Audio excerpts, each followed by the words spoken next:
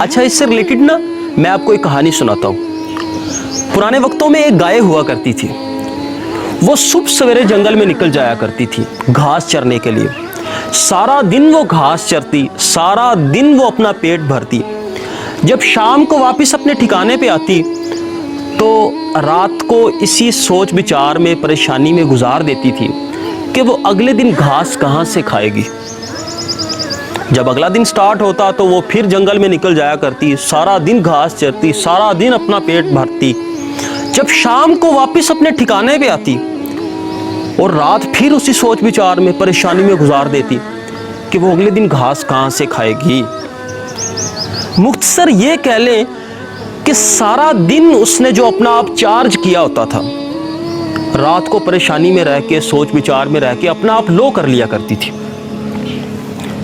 اسے یہ بات سمجھ نہیں آئی کہ وہ کسی دن بھی تو بھوکی نہیں رہی.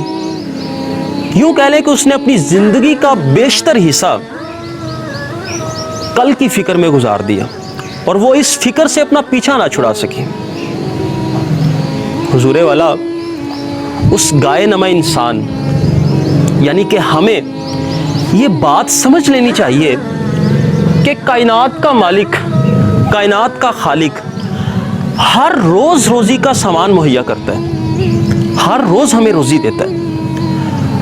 تو پھر کل کی فکر میں ہمیں پاؤں رکھنے کی کیا ضرورت ہے؟ حضور والا یاد رکھیے گا, دو چیزیں جب انسان کو ملنی ہوتی ہیں وہ مل کے رہتی ہیں. ایک موت جب آنی ہے وہ آنی ہے, اور دوسری چیز جو ہے وہ رزق ہے. رزق کا جب ملنا ہے, جہاں ملنا ہے وہ مل کے رہنا ہے. کل کے لیے پریشان مت ہو رزق کے حوالے سے. ہاں جو آپ کے پاس ہے یار اسے الحمدللہ کر کے ایکسیپٹ کرو, اسے الحمدللہ کر کے کھاؤ. بے شک کم ہے, میں کہتا ہوں اگر آپ کے پاس کھانے کے لیے 3 وقت کا کھانا اور سر ڈھکنے کے لیے چھت ہے اور چند لوگ عزت کرنے والے یا دوست کہہ لیں, تو آپ دنیا کے امیر ترین انسان ہیں. آپ کو رزق کے حوالے سے کل کی پریشانی نہیں ہونی چاہیے.